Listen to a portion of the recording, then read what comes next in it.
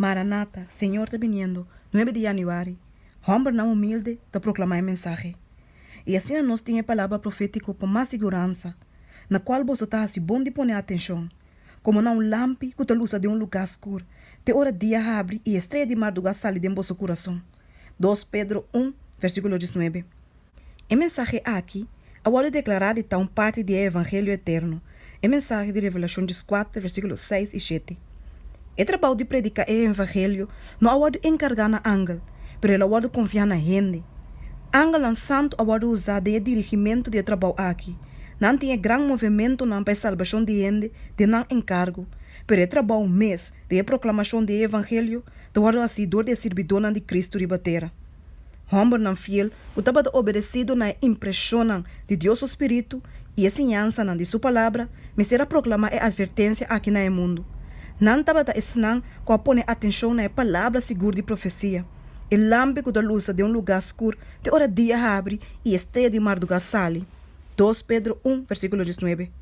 Não estava a buscar conhecimento de Deus, mas tanto que qualquer tesouro escondido, considerando esse aqui mais melhor que o proveito de plata, e su ganache mais que ouro fino. Provérbio 3, versículo 4. E o Senhor revelando e coisa grande de reino. O secreto do Senhor te questionam que te teme, e ele assim não conhece sua aliança. Salmo 25, versículo 4. E teólogo não educa, não estava ensinando que estava ter compreendimento de verdade aqui, e ensinando que uma parte de sua proclamação.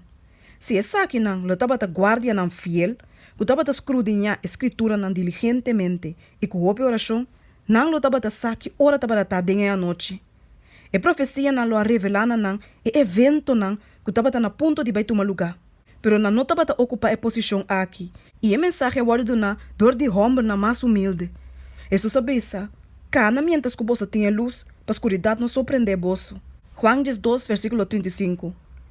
E se que tabira vai fora de luz que Deus aduna, ou que está negligencia de buscar a luz, ora que está na não alcance, está guarda lagado em escuridade. Pero o Salvador te declara, e se que seguime lo no cana de escuridade, mas lo tinha luz de vida. Juan 8, versículo 12. Qualquer gente que tenha meta para buscar, para fazer a vontade de Deus sinceramente, que toda seriedade aceitando a luz que acaba a ordenar, lo receber mais luz. Na alma alguns estreiam no esplendor celestial, lo guardo mandar para guiar em toda verdade.